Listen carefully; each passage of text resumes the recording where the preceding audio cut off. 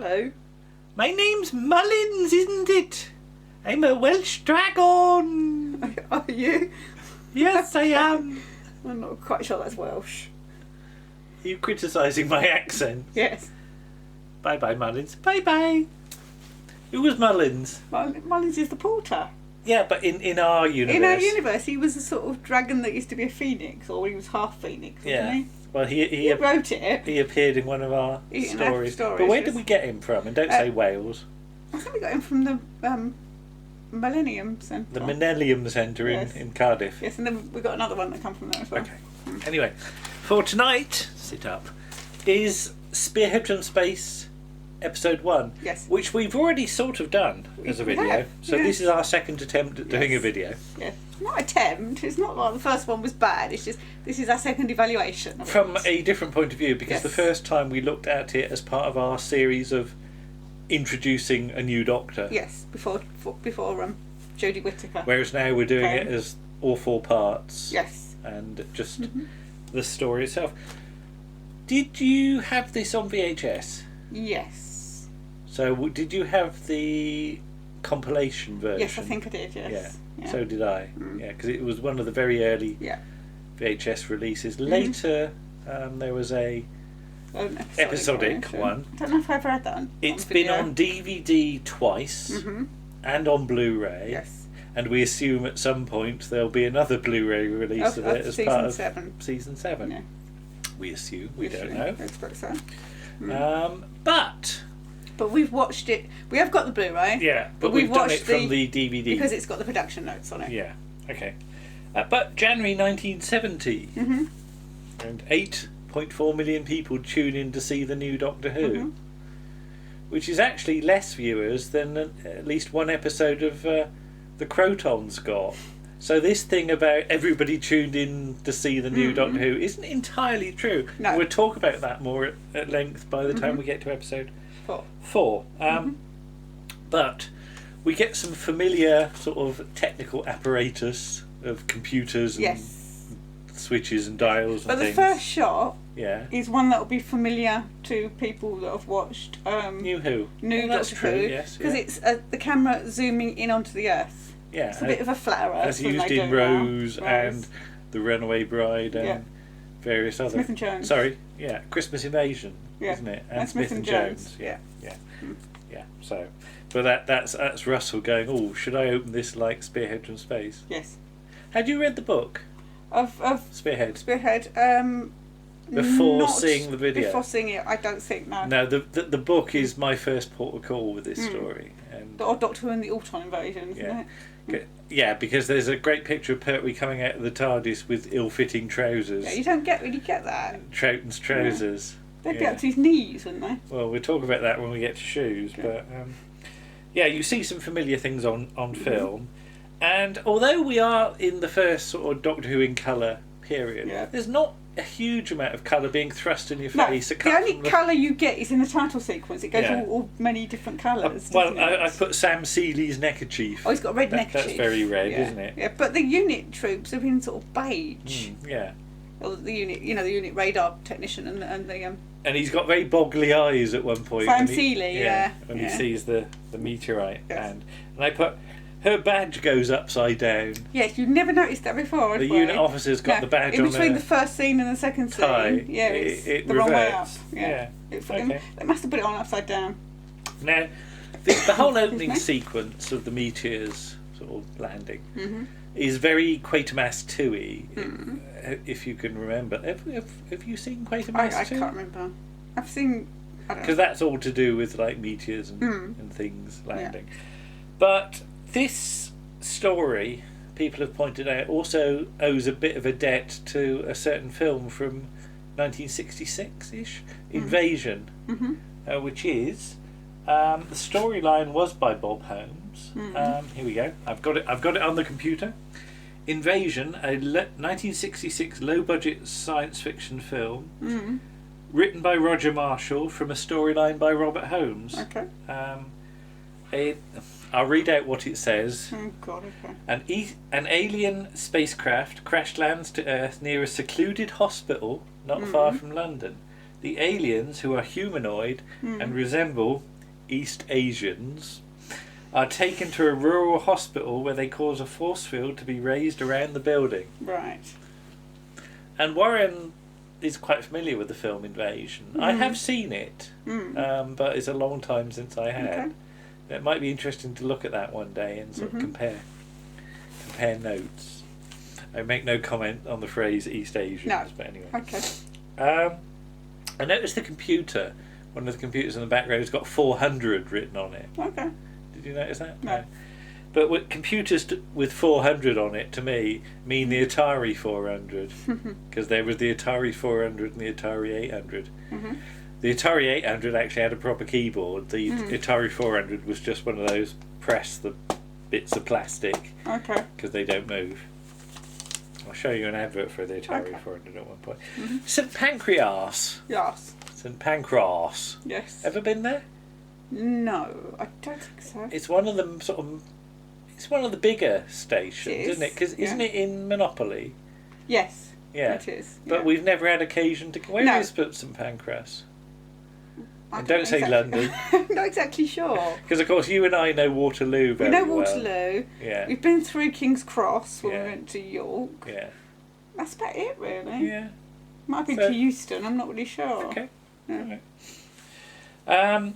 But I like the idea of Unit being in a shop, which was part of the original storyline. A shabby shop. That's like Man from Uncle, isn't it? Yeah, that's right. Yeah. But you know, later on, Unit moves about, doesn't it? And a lot of time it's got a big sign outside that says saying Unit, secret, don't tell anyone. Don't go. Yeah. You haven't read this sign. But I quite like the idea that Unit moves about to keep it secret. Yeah, apart from when it's got a sign. Apart from when it's got a sign. Because this is a bit sort of Adam Adamant, isn't it? Yeah. Because Adam Adamant lives in a and a flat on top of a car park. Yeah. Multi-storey car park. That must be really noisy. I know. Yeah. But I like this is partially like Mother's office.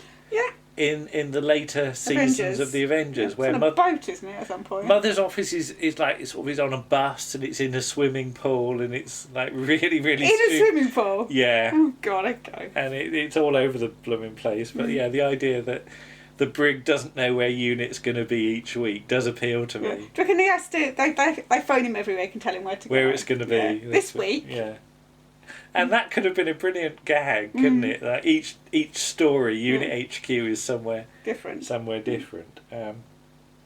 But yeah, Liz Shaw is sort of an expert in medicine and physics. In our previous video, I did talk about how that's not entirely likely. But then, of course, I remembered that our dear friend Simon. Yes. Is twice a doctor of the Exton-Moss experiment. Yeah, he's a doctor of medicine and chemistry. So you know, I guess Simon is the nearest thing we know to Liz Shaw. Yes. That'll make him laugh.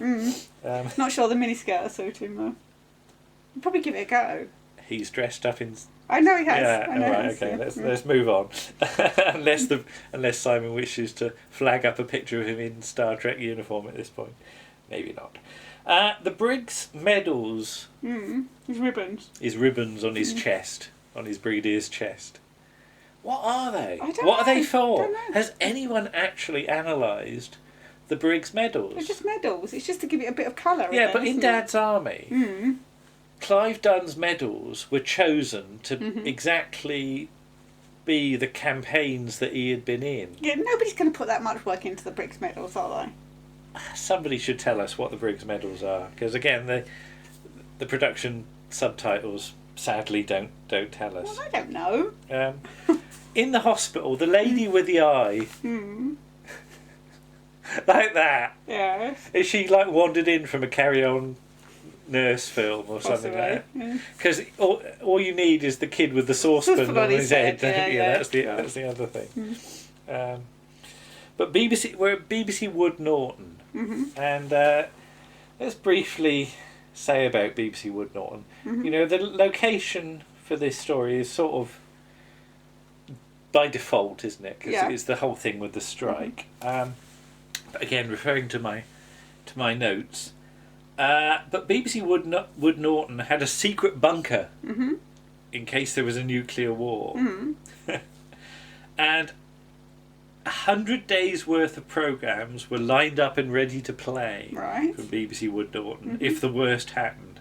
A mix of comedy, drama, religious programmes and the Julie Andrews classic The Sound of Music. You'd get fed up of that after a while, wouldn't you? And I just love the idea that to like oomph everybody's morale after a nuclear war, you get The Sound of Music. Raindrops up noses and H-bombs up kittens. Poor kittens. Poor kittens with the H-bombs up them. But yeah, it just seems odd, because if there had been a nuclear war and because I'm thinking back to Moaning Me of the World now, and the so-called society that Salamander says that the mutants have. So it's just, it makes you think of that. Yes, Prime Minister does talk about this on occasion, and the idea that just because civilization collapses doesn't mean that responsible government has to collapse, because you have to have somebody in charge to, in case there are a load of rebellious cinders or something like that. Okay. The Brig's got a trim phone. He has. That's really new.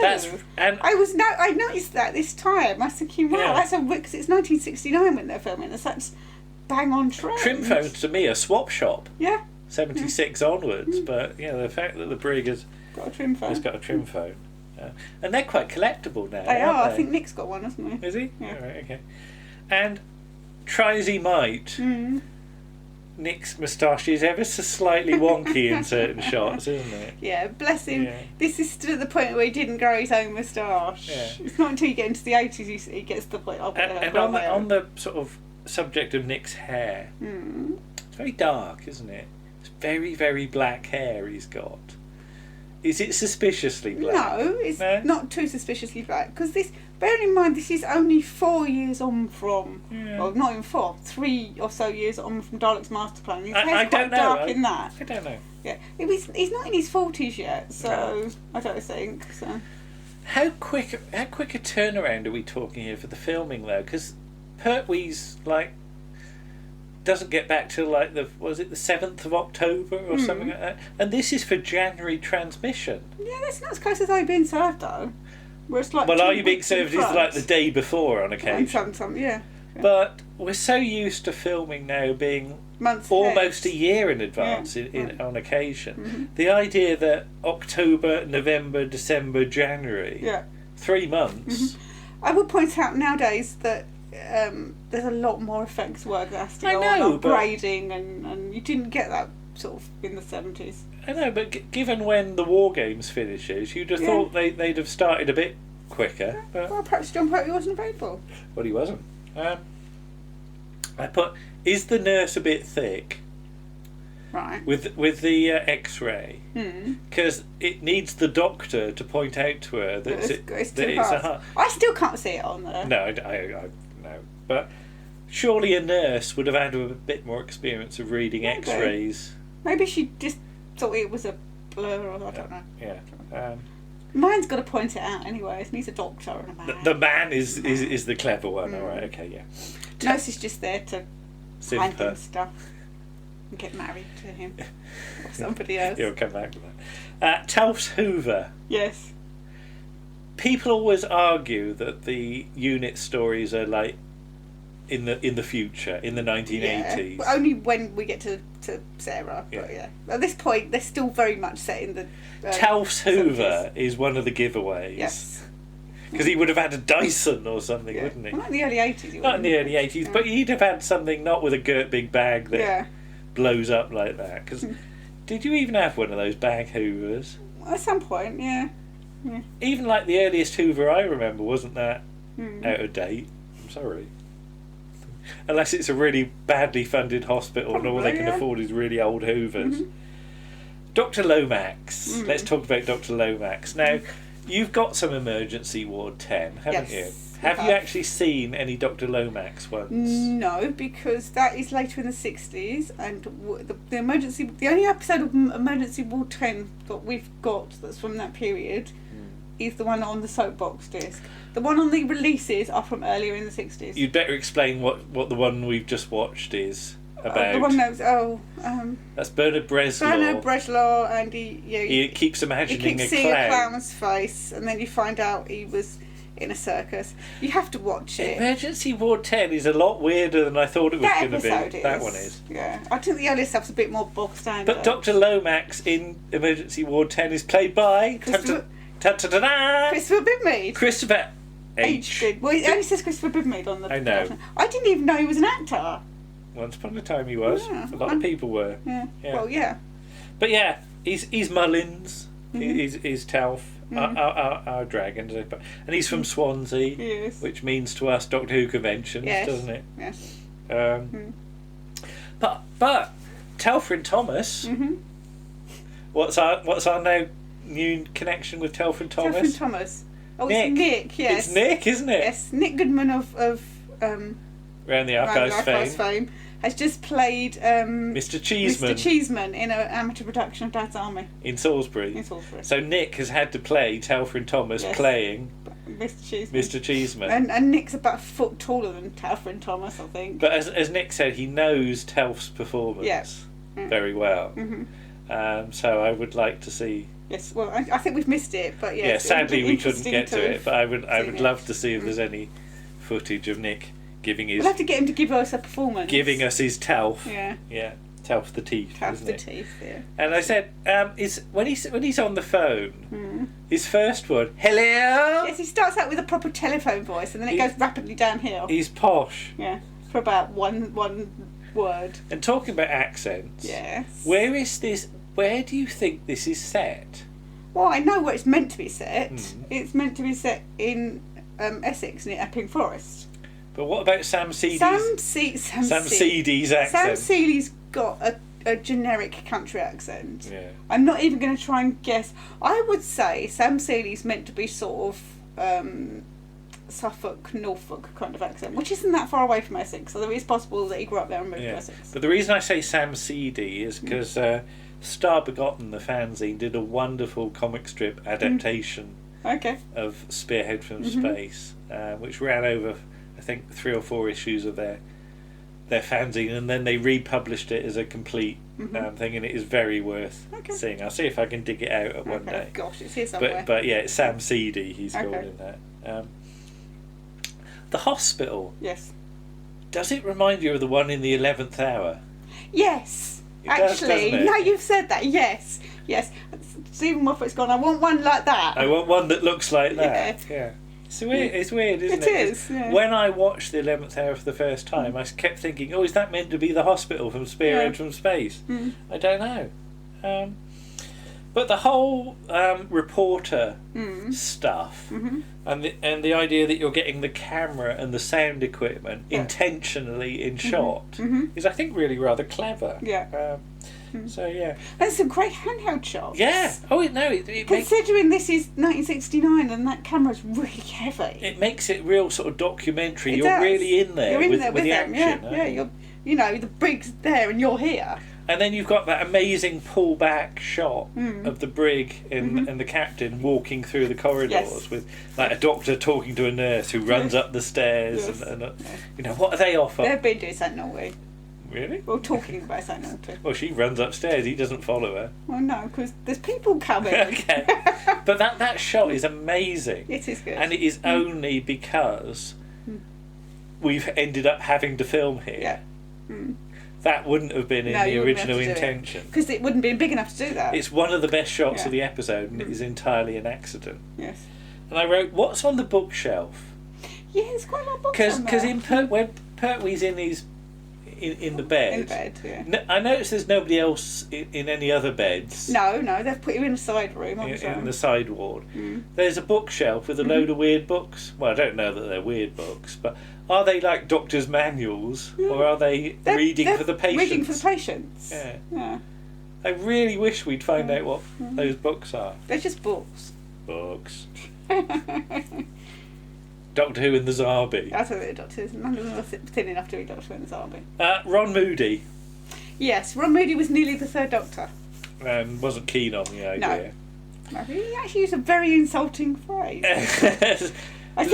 Looking down on kids' programmes with cheap sets. Yes, I think later on he came to realise that he'd missed an opportunity. And do you know what I wrote at this point? Into the labyrinth, mate. Into the labyrinth. Into the labyrinth. Yes. Turn down Doctor Who does Into the Labyrinth. Into the Labyrinth is like 1/10 or 1/20th of the budget of Doctor Who. Yeah. But he gets to dress up. And I really do like early Into the Labyrinth. I'm not so keen on the later stuff. No, we haven't done more than one episode of the third season. But Ron Moody and Pam Salem, they are having great fun. Denying each other the Nidus. I deny you the Nidus 5 seconds before the episode ends. That's how each one ends. Keeps spanning it out and saying that. Pertwee's nose, of course, with the low shots. Yeah, it does look like you're shooting up a tunnel, doesn't it? Yeah. And although there's mention of Pete Bryant having seen Pertwee in Carry On Cowboy, let's not forget Carry On Screaming here. Yeah. With the whole thing of the finger regenerating. Yes. And as I've said before, Carry On Screaming did quite scare me as a kid. The whole atmosphere of it. Yeah. And there are, and indeed it is the only Carry On film to make a Doctor Who joke. Yes. With, you know, Dr. What? Doctor Who, sir? No, who is my uncle? I haven't seen him for years. Then I just wrote, Prentice! Prentice capital Hancock. Letters. Bless him. Star. Yeah. First Prentice, not the last, thankfully. No. This whole thing about no glass in the phone booth. Yes. When the camera moves in on the phone booth. Yes, on Hugh Burton. And Hugh Burton in the booth. Is it the sort of thing that annoys you or not? I wouldn't have noticed it until it was pointed out. Because that thing, it's a variation on the thing where a camera will go through a wall. And as a kid, it always used to flag up to me that this wasn't real. Yeah. Because it would always, to me, it was like, you can't get that point of view as a human being. And it's one of those things that because we're filming, we make that allowance for where the camera is. You know, they talk about like the fourth wall. Yes. In a production in the studio. But it's when you move the camera that makes it obvious to me. And it's, these days I know it's a technical thing, but even as a kid it would not quite seem real to me. Maybe that's just me. You've also got the problem as well is that if there is glass in there you get reflection if you're not careful. PC tub barrel. Oh yes. Sam Seeley. And I keep quoting PC tub barrel to you, and I know virtually none of... No, because I don't think even much of his stuff exists. No, I know virtually nothing about PC tub barrel. I think he's in... I think we've we seen might have one episode. or two. Yeah, I'm not sure. We don't have it. It's... we better say what it is. In Dixon and Dock Green. Dixon and Dock Green. But I often call Rose PC tub barrel, don't I? Poor Rose. Because she's slightly tubby. Yeah. But very cuddly. Okay. Mostly. But this whole thing about meteors, and again, my sort of interest in astronomy, I do occasionally and very rarely these days, but I have gone out and tried meteor spotting because you get meteor showers at certain times of the year, because meteors are the sort of debris of comets that fall into the atmosphere. But reading the Guinness Book of Astronomy, a proper fall of meteorites was something I always wished I could see and experience. And as the production notes say, there was a fall in Barwell in sort of the late 60s, just before this story. And I think, was it that one that I think some bits ended up in somebody's flower pot or something? All right, okay. And the idea that you could get all the bits of meteorite, if you could find them all, and try and work out what the original size of the thing was. So, yeah. Along with supernova and a real bright comet, those are the things that I really want to see in astronomy. But never been quite sort of lucky enough to see. Pink radiators! Yes, why are they pink? These are amazing. What colour would you paint a radiator? Not pink. White. White. Or green. Or dark green or something. Yeah. But pink radiators? Really bright pink as well. Yeah. And they've got orange curtains, so it doesn't match. I know. Orange patterned curtains. You think somebody's gone in there for the filming and go, oh, those radiators are a bit boring, but we've got some pink paint. Slap them up. Could you imagine coming back going, why are the radiators pink? Pertwee's bedstead has got a microphone strapped behind it. Yes, funny that. Only in one shot, though. Yes.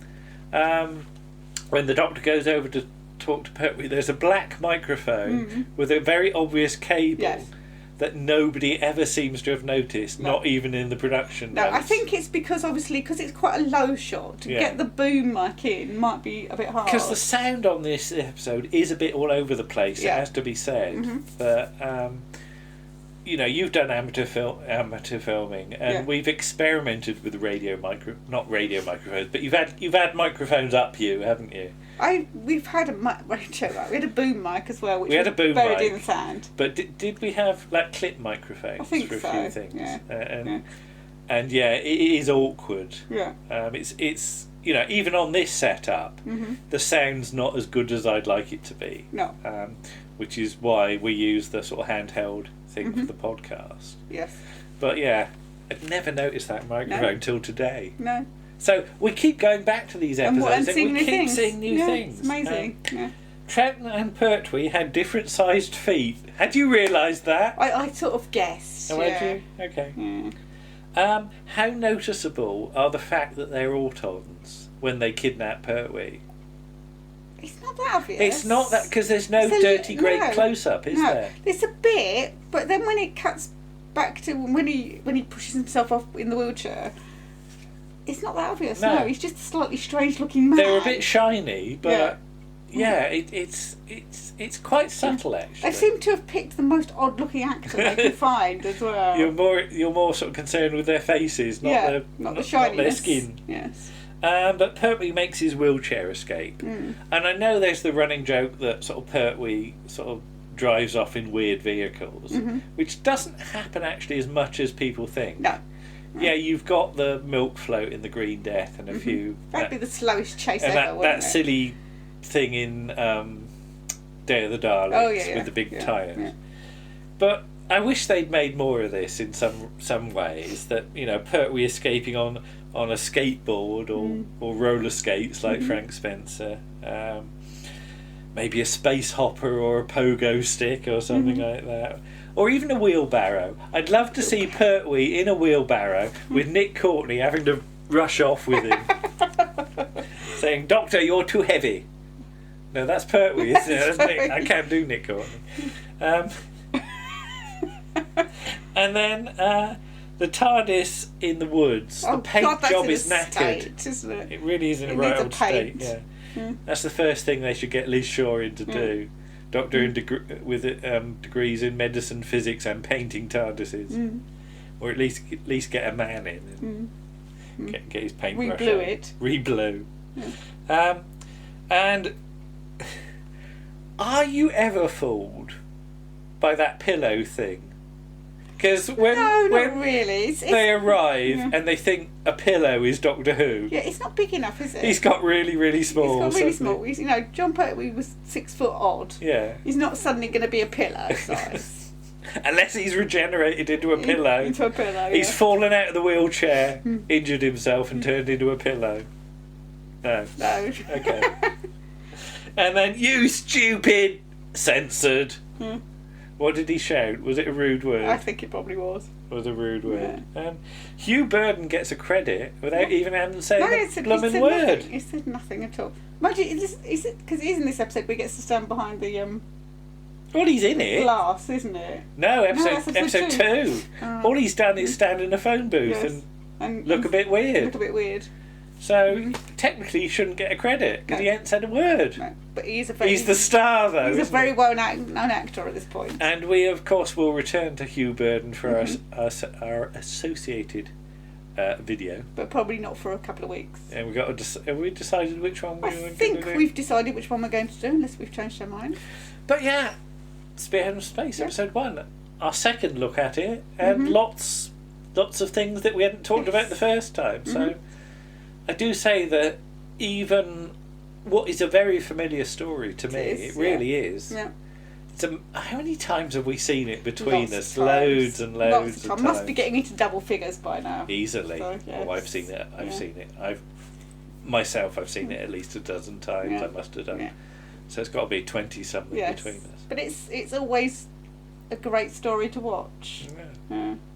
And I think we've barely scratched the surface because we've got a lot more to say in episodes 2, 3 and 4, haven't we? Okay. Yes. Right, we'll say goodbye. Have we got the thing? Oh, there it is. Know. It's down there between me.